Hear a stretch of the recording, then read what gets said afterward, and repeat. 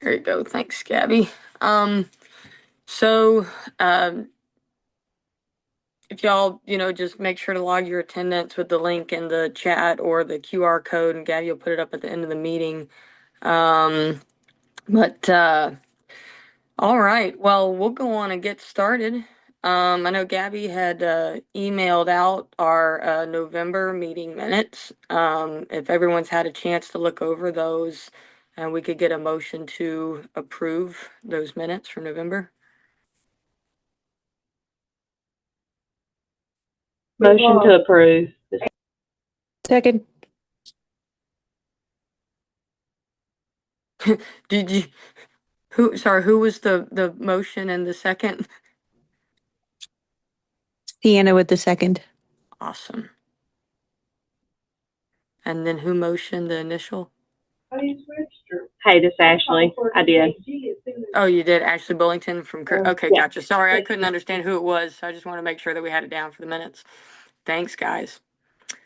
All right. What's in the chat? There you go. Okay. Trying to do Zoom on my phone is not fun. Okay, guys. All right. So, well, let's get rolling. Liz, you want to give us the Trauma Commission updates?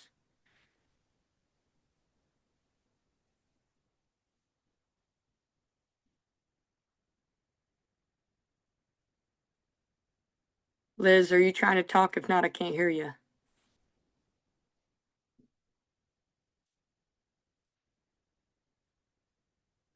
I don't think I see her logged on. Oh, okay. Well, then, tell you what, we can always come back to that. Mm-hmm. Sorry, I started too early this morning. I'm kidding. Is Courtney on the call? If not, I can give an update. I don't believe so. I don't see a Courtney or Terwilliger. Okay. Well, so just for a March pause update, Dr. Erica Mabes, who is Dr. Mabes on the call? Checking. I don't see her. Okay.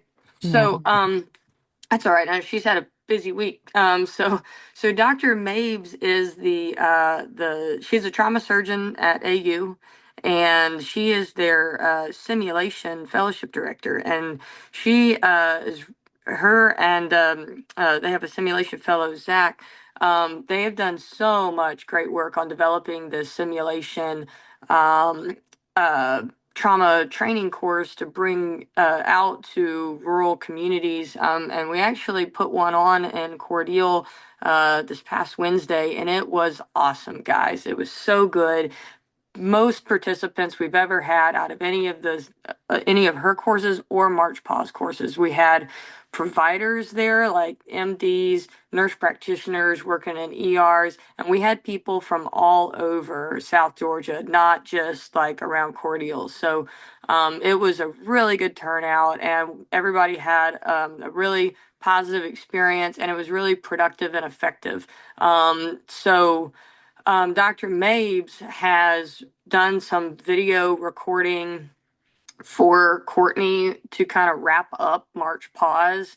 And so March Pause is going to end up being like a recorded something that people can access online, and kind of more like just like a pre-recorded online accessible resource.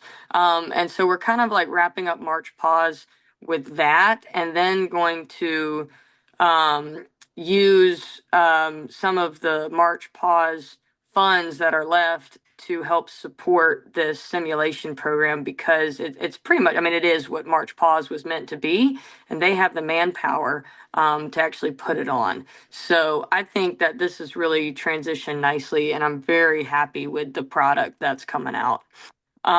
So if I'm wrong in any of those statements, forgive me and correct me later. But that's my understanding of the transition of March Pause and kind of the completion of that project, and then moving on into this simulation course that AU is putting on. Dr.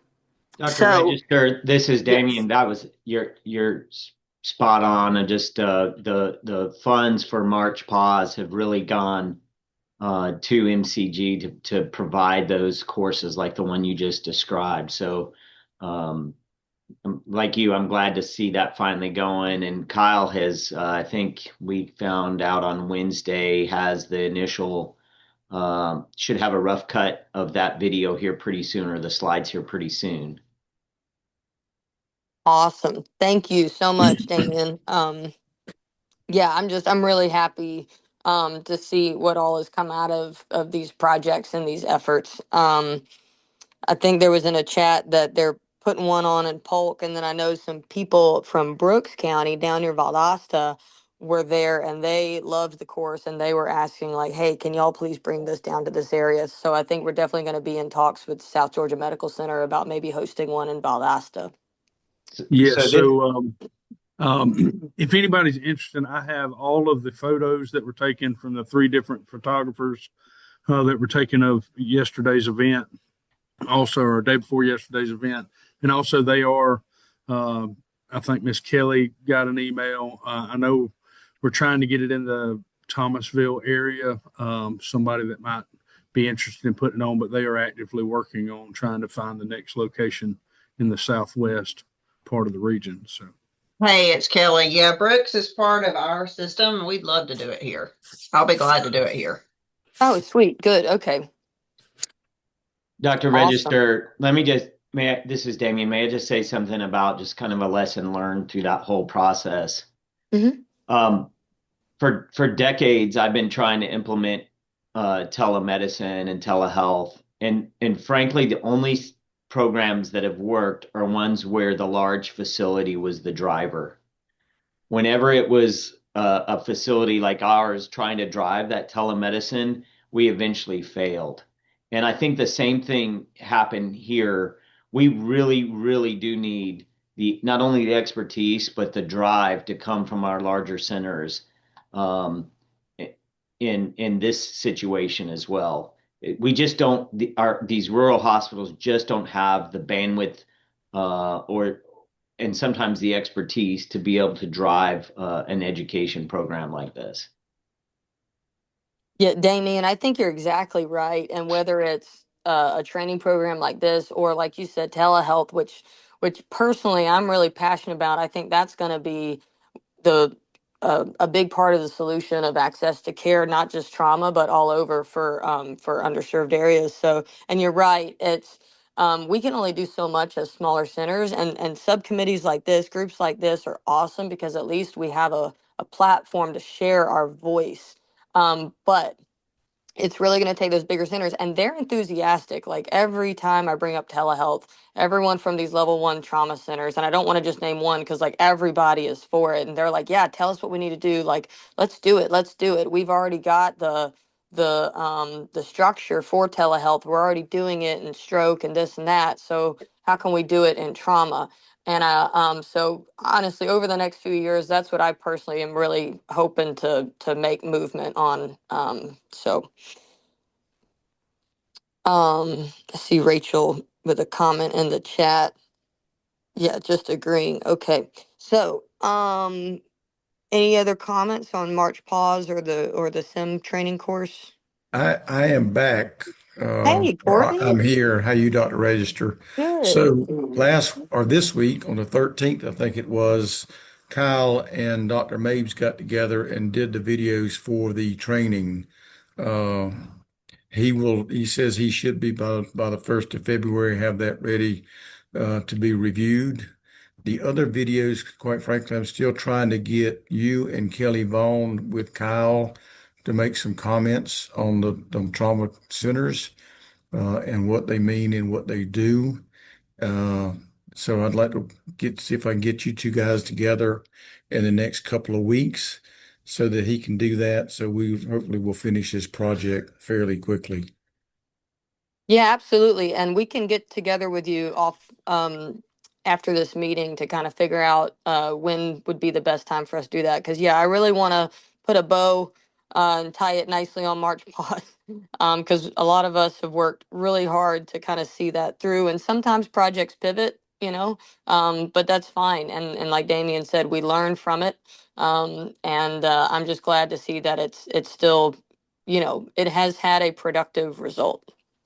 And I'd make one other comment about what Damien was talking about previously. We, at the EMS subcommittee, had a presentation by Keith Wages about the project that if I say the name, I'll say it wrong, but anyway, it's a federal FEMA Region 4 group that has some money to work on telehealth and EMS.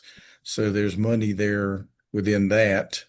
There's also, and just maybe too early to say about how the rural money is going to be spent, but there's a good bit there theoretically for EMS education and hopefully maybe some equipment. But I'd like to make sure that we try to round EMS into that work so that we can begin the telehealth from the initial patient contact. Yeah, absolutely. Yeah, I think that now that there are these funds federally that are coming down for specific rural use, now it's kind of figuring out what are our priorities and how do we use those funds. So, and thankfully, we've got a great relationship with Nita Ham and the State Office of Rural Health. They were actually there at the course, so it was a lot of fun. I think the attorney that is with the State Office of Rural Health, he had a good time learning how to put in chest tubes, so it's pretty fun. We sent some pictures to Dr. Dean Burke to show off, look, we can teach an attorney to do a chest tube. So, all right. Well, moving on. So, the Pennsylvania Trauma Systems Foundation consult visit for our level 4s and the statewide ACS system consult for the rural focus back in 2023 when we had them at Callaway Gardens. So, just to kind of, because of those results of those surveys, Nita Ham, we've talked about this before, and our state office of rural health, we put together this survey and sent it out. We had 96% response rate, which is great. And so, Damien, do you have any update as far as the getting that survey out? I know you said you had presented those results at the rural GHA meeting, right? And then has there in the last 3 months, any movement? So that was for the last year, but we haven't had any additional movement in the last 3 months. Okay. Yeah. And that's fine. Things aren't, it's not all a sprint. But I did just want to recap some of the points and highlight some of the things that I think we're already working on. So, but in general, I'm not going to go through every single bullet point because there's quite a few.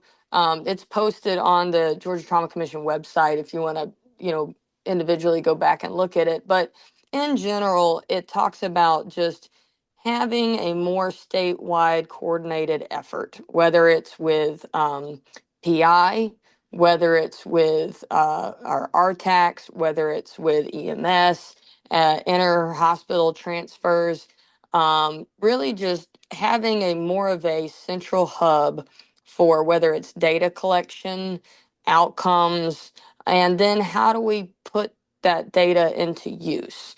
And so as I was going through the list, I was really thinking about all the work that we've done as a subcommittee and then, with GQIP as a whole. So, as far as statewide PI, so our GCTE PI subcommittee has done some amazing things. And Rachel and Christy, I really appreciate y'all, kind of keeping us updated on that. And then GQIP. I mean, that's what GQIP is. It's a statewide, process improvement program. So we all participate. I think that I've really enjoyed the sessions where we have taken the, like we can see how each hospital's data, and we're not afraid to share our opportunities for improvement because that's how we can all learn from each other. So I've really enjoyed that. And then funding, they said, yeah, you're grossly underfunded. Like, okay, well, that's a legislative, I guess on the Georgia Trauma Commission and the Georgia Trauma Foundation side is kind of lobbying and advocating for more funds, kind of showing them why we're underfunded. And we're working with TCAA on, how to optimize our financial, trauma center billing processes and documentation. So I'm excited to see what comes of those projects, kind of deep dive into how can we bill and document to support that billing appropriately. Our tax, I cannot say enough how much Crystal Shelnut has done with our RTAX and Ben, personally in Region 8, that's where I'm at. Like there's so much positive movement right now. So I think that again, just communication across RTAX and having more of a point person. So like Crystal's just doing awesome things. So I think, as far as all those points go, like we're already working on them. We're doing these things. So I think they just wanted to really emphasize those points. Um, any anybody else that kind of comments on that topic? Yeah, I just want to talk about, when you look at the results, there really was almost a scolding of us of how a lack of coordination and also a lack of emphasis on rural. And in talking to a lot of my rural peers, the biggest barrier to them being part of this system is cost. And when you look at the level 4 centers, Emmanuel is definitely arguably the smallest and poorest, and yet there are a lot of hospitals in the state that are smaller and poorer than we are. And so just kind of a heads up to everybody on this group, we've made this one of our top legislative priorities this year. And so we will be very, very specifically asking our legislators to fund the level 3 and 4 facilities at a greater rate. And that may be an uphill battle. I don't know, but we are pretty tenacious and we are pretty determined to see this over the finish line even this year. So if you're interested in being a part of that discussion, let me know. But we can sit here and talk about it and we can look at the report, but I think it's time we actually get out and really have this conversation with our legislators and get serious about funding rural trauma. Awesome. Thanks, Damien. Yeah, and just to dovetail off that, everyone, the Trauma Awareness Day at the Capitol is coming up next month. Actually, it's the Tuesday after our GQuIP meeting in Atlanta. So if you want to make a weekend out of staying in Atlanta and then Tuesday, but yeah, it really is important for them to see us. It's I know it's going up to Atlanta and spending a day there and being away from your hospital, but it's important for them to see us have a united front. So, Damien, I really appreciate everything you're doing to help lead that. Do you have that specific day? I think it's Tuesday, February 24th. Okay. And Registration, just to put that in there from the Georgia Trauma Foundation. I'll try to find the link real quick and put in the chat. Awesome. Thanks, Gabby. Yeah, I was just about to say, if you go to the Georgia Trauma Foundation website, I know there's a link to sign up there. But yeah, so go ahead. Hey, Dr. Register, keep going with that thought, and then I'll tell you something else that came to mind. If you think you're going to go, please go on and let them know so they can be planning as far as, maybe what region you're in, who your, legislator is and things like that. So please, we'd love for you to come, and I understand if you don't know right now, but as soon as you know you can go and want to go, please go on and sign up so they can be planning accordingly. Something else from a rural resources demographic survey perspective, the GCTE, the group of trauma program managers, PI and registrars have put together a request for funding to bring like rural topic to the state and other courses that may help us from a program perspective. So that's going to be helpful. I can't remember if it was approved or not, Gabby, but that's going to be helpful in just educating us on better representing what's going on in our program and how to manage, a trauma center in a better way. It was approved, Kelly.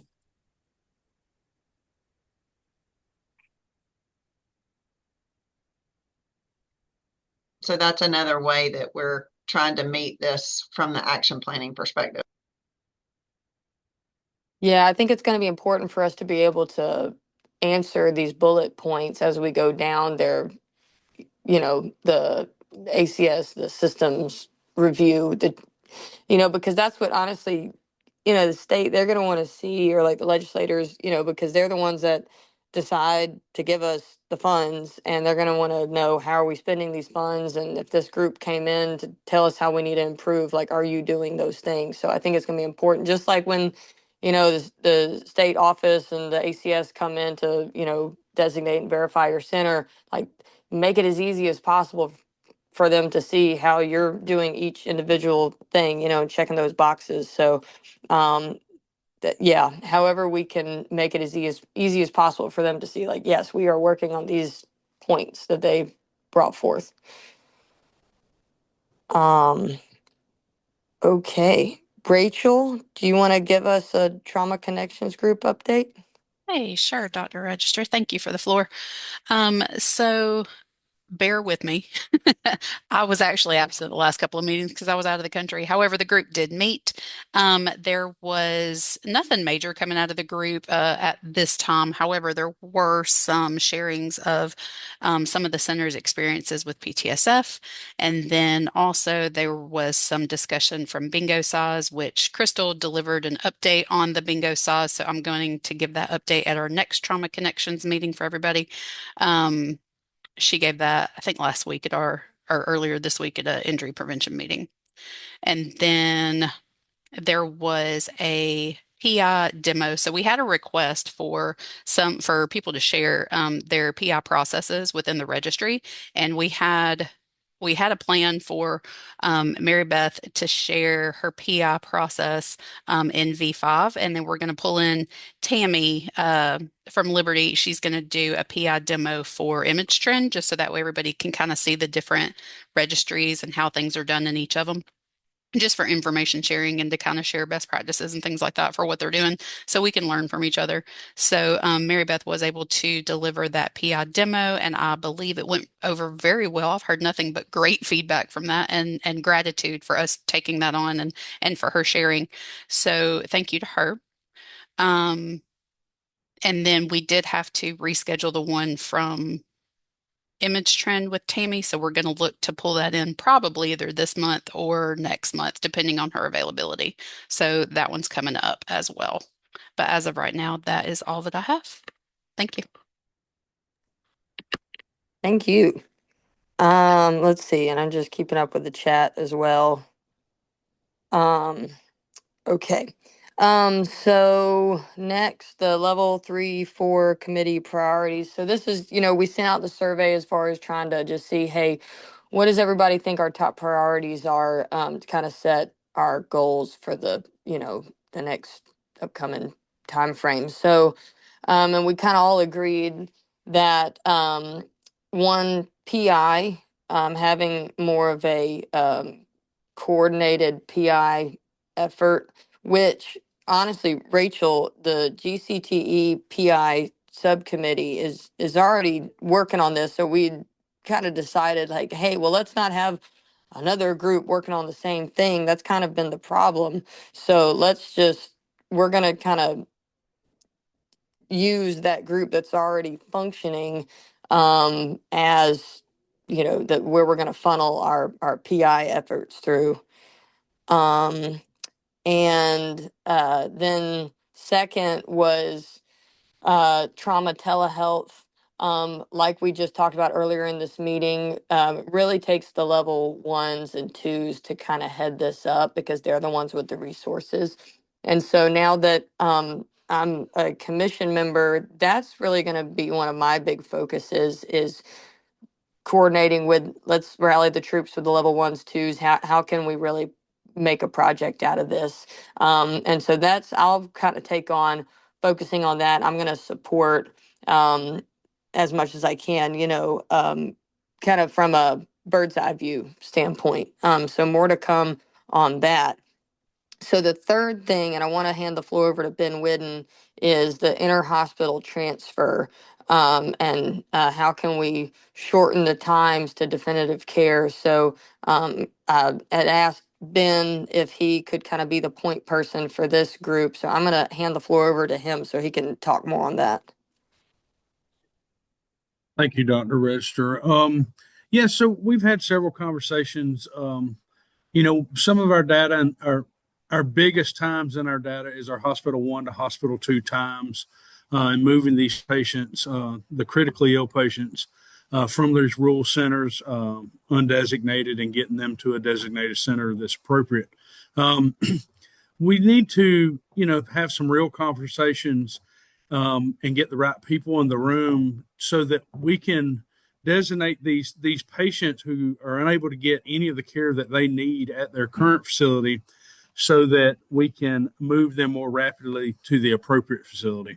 I know we all work on that in our own facilities all the time, and it's a huge burden when you've got multiple transfers going out. But these patients in particular are much like our STEMI patients at a non-cardiac center. These patients become the most important patient at that hospital and in that county and that 911 zone, and they require immediate transfer to an appropriate facility that can manage these patients. I think all smaller centers run into this every day, but a 6.5 hour is just, in my opinion, we should be working very hard to try to decrease this number. And I know it will take time, but we've got to get the right people in the room. We've got to get transport services and our 911 services in the room to redesignate these patients that cannot receive adequate care at the facility they're at because they don't offer the services, so that we can move them to the appropriate facility to get them treatment. A STEMI in a facility that does not have cardiac care is the same as a 911 patient out in the field, and we need to move that patient rapidly. And these trauma patients are no different. So the idea is we need to put a subcommittee together, or a group of individuals with more than what's here with our transport, so that the understanding is that how we can move these and put some timelines on it. And to add to that, reinforcing that our small centers are not doing too much diagnostics on these patients. If these patients have permissive hypertension, active hemorrhage, unstable pelvis, if they already have these things from the initial assessment, we don't need to be scanning these patients. They need to do their FAST exam if that's available, and they need to be calling for trauma acceptance for ER to ER. So that those patients can be moved. Dr. Mabes highlighted a lot of that in her class the other day, and she was spot on that, these patients, we can diagnose out the window, but we can't fix what we don't know. And if we wait till we know it, it's too late. And a lot of these films, even though they're getting pushed over, sometimes aren't getting pushed over or not getting read until they're there. The level ones have made it very clear to move these patients and try to get acceptance more rapidly. Currently every facility in the state has been on diversion for the last several weeks. And so that early activation is even more imperative now, so that we can start finding a bed, appropriate beds for these patients. But I would love to try to get the right EMS and the right transport companies in the same room, so that we can talk about these issues. This isn't just another transfer that can wait 3 hours to move. These patients will deteriorate and they're going to die if we don't get them moved appropriately. So we have to redesignate them of what they are, that this facility doesn't have the capabilities to manage this patient, and they have just became the most important patient in your community to be moved to the appropriate facility.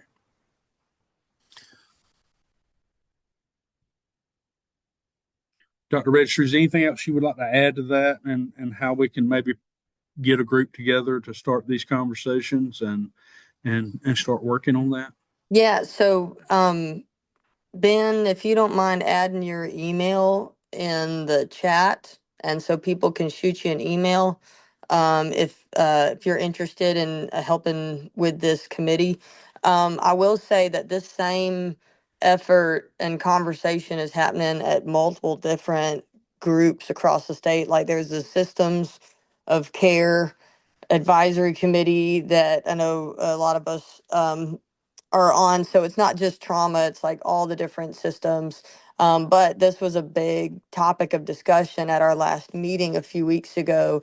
So, and Ben was on that call too. So it's kind of like, okay, if everybody's saying we need to do the same thing, but again, I just, because Ben was, you're kind of part of all these different conversations that we're all saying the same thing. I figured you were a good point person. So that way you can tell like, okay, well, the level 3-4 trauma commission subcommittee is working on this, but so is this committee over there. So let's all talk together and let's make efforts together and not be working in silos. So Ben, I appreciate your help and enthusiasm to kind of be that bird's eye view and keep it all running forward, and not just, separate efforts that don't go anywhere. And yes, we know that communication inside the healthcare organizations is probably number one shortfall of all of us. And to get out and communicate with your transport services, whether it be your 911 service or your ALS providers, but we have to communicate to differentiate the critically ill patients that have to move in a timely fashion versus some of the others. So we have to come up with a way to designate these patients as a critical move, as a trauma alert at their correct level, and that be understood that they need to move in a timely manner, just the same as our STEMI alerts do. At our current facility, we try to move our STEMIs within 30 minutes. Most time we do those sooner than that. We do have some outliers where we have shortfalls from receiving facilities, but those are outside of our control. The control we have is that if we have a STEMI at our facility, we're to move immediately to the ER or whatever floor that patient's on, and start the logistics of trying to move that patient appropriately and timely, because time is muscle in that situation. And these hospital 1 to hospital 2 times are so extravagant. There's been a lot of talk for months and years now on these times, but there's really hadn't been a whole lot of action to how do we get in there. And I think we have to get some of the other players. I don't think just the facility itself can do this alone. I think we have to get the transport services involved. We have to get the state office of EMS involved. We have to make it where when you request these things, the standard and the mandate is that they move more timely and rapidly to move these patients.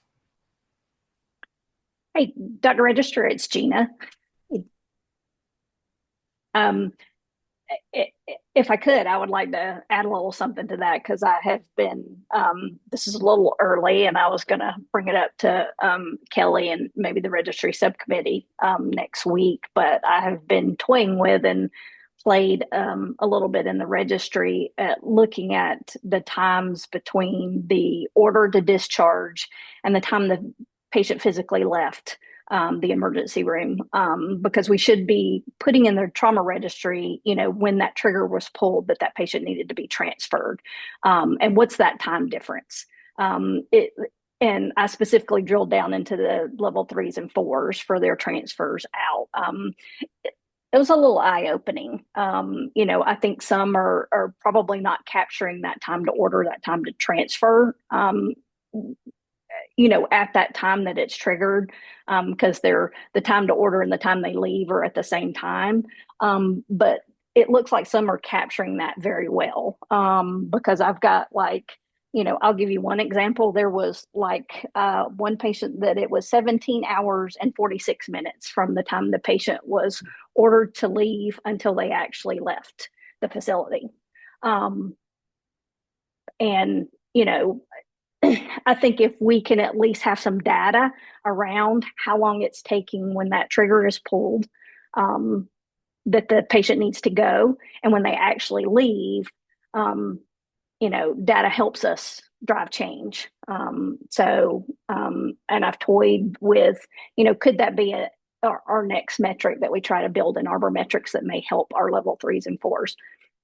Very early discussions, but you can kind of take that and think about it. And definitely a discussion for the registry subcommittee and with Dr. Young-Chi, and seeing if it's something that it might be helpful for this group. Yeah, I think that'd be great. I definitely agree that you have to have the numbers first to then identify where the issue is, and then, prove that what you changed is working. So yeah, no, I think that's great. And we've tried the ditch to door and is it a wristband with the barcode? Like, we've tried all these different things. So I think that if we can, at least with the data collection capabilities we have now, work on identifying at least our window of it, and then maybe we can figure out how do we put all the pieces of the puzzle together. How can we kind of have a better, more coordinated effort on data collection across the entire spectrum when people go from the initial EMS service to the first hospital to then the second EMS service to transfer to the final destination. So I think that's definitely something that we should continue working on from the commission side. But yeah, awesome work. Thanks, Gina.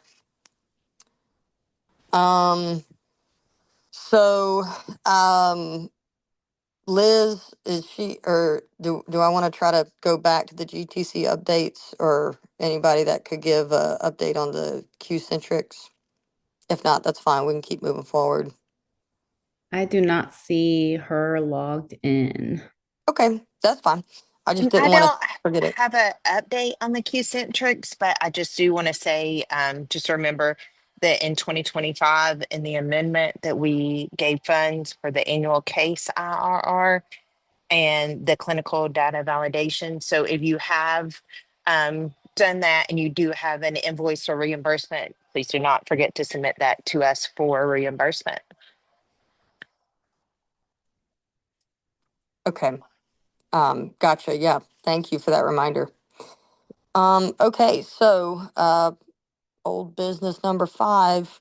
So Dr. Sienna Pender, the TMD down at Thomasville, is going to be the new chair of this committee.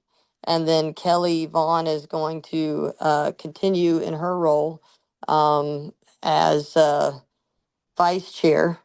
I really appreciate, Kelly, all of your work. I mean, wow, I can't even say enough how much I've learned from you and grown. So I can't thank you enough. And then Dr. Pender, you too. Like, I've so enjoyed getting to know you through being a TMD together. And I'm always definitely around and available to help in the background now.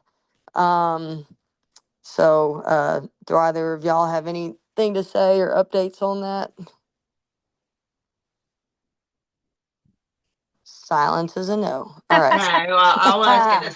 I was gonna let Pender go first. Oh, okay. I was just going to say that this is just an exciting opportunity, and I really appreciate it, and will do my very best to fill your very awesome shoes. They're small shoes. Small but awesome. Thanks. And I echo that, Dr. Register. Thank you for all the guidance and leadership. You downplay what you've done, and you've done an amazing job. So we appreciate you, and I'm excited about your new role and where that's going to lead. Thanks, guys. I'm excited too. All right. So, as far as the new business, so pediatric transfer poster. Thanks, Gabby. So, the pediatric committee has been, the Pediatric Trauma Center Committee wanted to put out some transfer guidelines. So, Dr. Vassy with the TMD group has been working on overall like transfer guidelines to send out to smaller centers and non-designated, ERs, like when should you transfer a trauma patient to a higher level facility. So this is similar to it for a pediatric standpoint. So we just wanted to send this out, and it's, I think for most of us it's pretty self-explanatory. Like if there's a patient that's beyond your hospital's capabilities, then you should transfer. But these are just some guidelines, for while they're in your facility, or maybe who shouldn't even go, who should go straight up to the pediatric trauma center, or who's so bad they need to be stabilized and brought to that initial ER. So um if y'all, just have this, I don't expect you to be able to like look over every detail right now, but if you want to look at it and then, any thoughts or comments or anything you notice that needs to be further clarified, just shoot us an email, me or Gabby or Liz, and we'll work on that. So, and the other thing too is, I mean, and this is something I see a lot. Like you can send out a flyer, but like if people don't actually look at it, then you've done no good. So if you notice like, hey, this isn't the best platform to be sharing this information, you should do it like this. Then like also please let us know, because we want it to be useful and purposeful and not just something people work on and then it does no good. So I'd also love your feedback on that as well. And Kelly Roker is on, I believe, and Oh, she can, I guess, provide a little bit more feedback or background on the poster. great. Thank you. Yes, I'm sorry.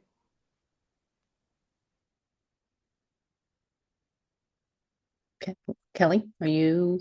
I thought she was on. It looks like she's on, but she's muted.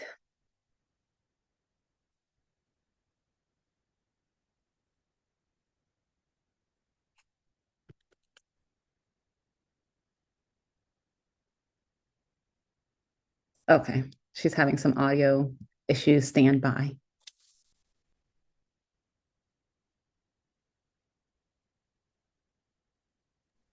I think one item is Nita on the call. I am. Nita, you had some feedback regarding the first section.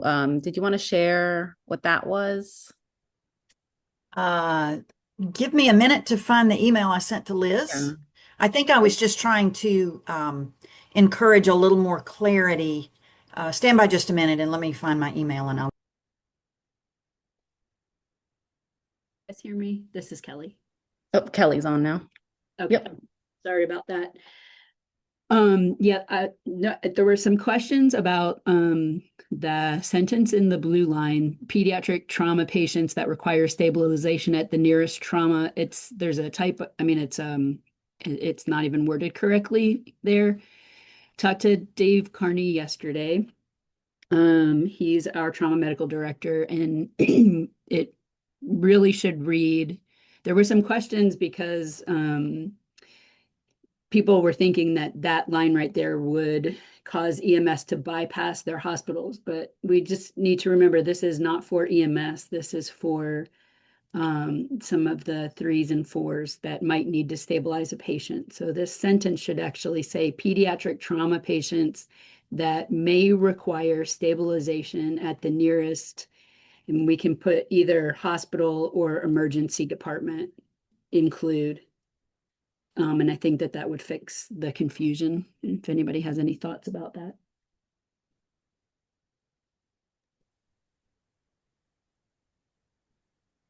I also That was- think that one other factor in transferring pediatric patients is, do you have the ongoing services that the child would need if they were admitted? Because for us, that is a limiting factor. There are a lot of things that we could take care of, especially from an orthopedic perspective, because we don't have any inpatient pediatric care. we tend to not keep these patients. And it probably doesn't need to go on this flyer, but I do think it's a factor in the care of pediatric patients at smaller centers. Yeah, we were trying to really just capture the need for rapid transfer. We tried to have it mirror the adult one pager for adult transfers. That was the request of the pediatric committee, was to come up with something that mirrored the adult transfer poster. So if we change pediatric trauma patients that may require stabilization at the nearest either hospital or emergency department, I think whatever you guys think, but that makes more sense for that top line. This is Nita. I think that was probably my comment, and I recognize that this is not a poster for EMS, but what I had worried about was that it may appear that the hospital would try to divert them onto another center and not instead of having them stop at the smaller hospitals. So I think you clarified what I was initially concerned about, what I brought up to Liz. Okay. Thanks. Great. Yeah. So Gabby, if we can just go ahead with that change before obviously it gets sent out for further review. Yes, absolutely. Thank you so much. Can I ask a quick question while we're kind of on this topic about pediatric transfers and the need for rapid transfer and I don't know if maybe this poster should include, is there an age limit? And I ask because not recently, but in the last year or so, we had a 17-year-old and he was not able to be transferred to CHOA because he was too old. He was not able to be transferred to another higher level care because he was not old enough. So is there, and he was a gunshot wound. So he definitely was a traumatic injury. Does CHOA have an age limit? Is it still 16 and older, you have to go to adult? Because that's where we ran into an issue of we didn't have anywhere to transfer this 17-year-old. Yeah. Our capabilities say that we can take patients up to their 21st birthday. So if you have the information on that 17-year-old, I'd love for you to send that to me. We're trying to track that. They should have accepted that patient. Obviously, if your hospital can take care of an adult size teenager, the 17-year-old who is in our center, takes the bed of a 2-year-old. So if you have the capability to treat these adult size teenagers, then that's up to you guys and it's your capability policy. But it is our capability policy that we can take patients up to their 21st birthday. Okay, thanks. I just didn't know if there was an age limit. And I'm looking back, this was 2 years ago, but if there was an age limit and if that was something to consider, but okay. I think 2 years ago, it's kind of when we just really started, accepting that population 15 to 21. Prior to that, we kind of went with 15 and 14 and younger. So 15th birthday, we would try to get an adult center to take those patients. But like I said, our capabilities say 21, so we do need to accept the 15 to 21-year-olds.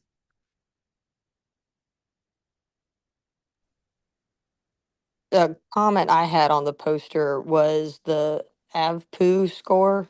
So I don't commonly use AVPU. I think that may be more like pre-hospital, that they're trained on AVPU. I'm more familiar with GCS. But when I was looking it up, the wording of it. So it sounds like AVPU is what they do respond to, not what they do not respond to. So if you give someone a score of an A, they are alert or they respond to like their arousal, you know.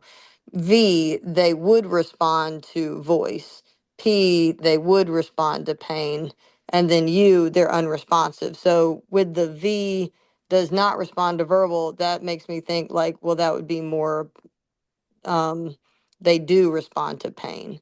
So it just was confusing to me as someone that's not familiar with AVPU. Like, is that how you would typically, you know, if you're using the AVPU score, is it they do not respond to this level, or it's no, they are responding to voice if it's a V, they are responding to pain if they're a P. So I just wanted to make sure that was correct when we send it out. Yeah, I think what we were thinking is if you get to V and the patient does not respond to verbal stimuli, then that's when you would I got you. need to train. Yeah. Anything less than V. Yeah. Yeah, I got So you.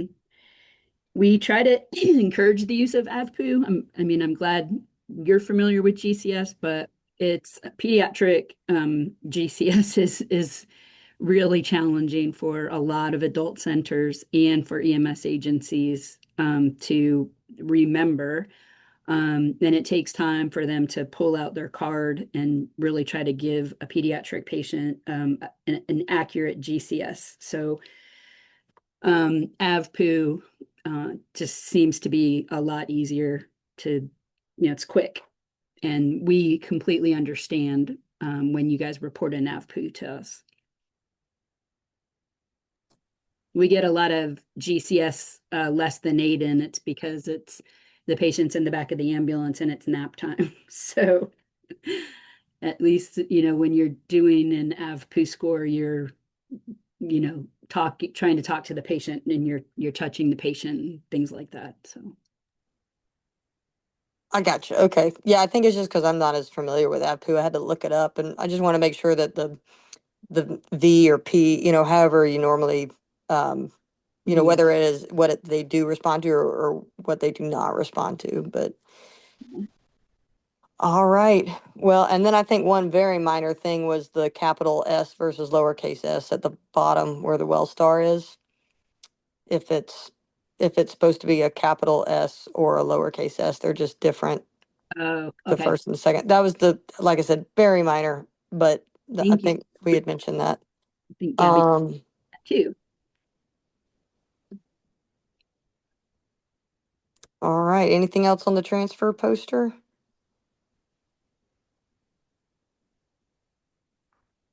If not, I think that might be it. Thank you guys so much. Thank you. We appreciate your hard work on that. All right. Well, anybody else got anything they want to talk about before we wrap up the meeting? If not, y'all enjoy the rest of your day and have a good weekend. Don't forget to sign the QR code or the link in the chat or email Gabby. Awesome. Have a good one.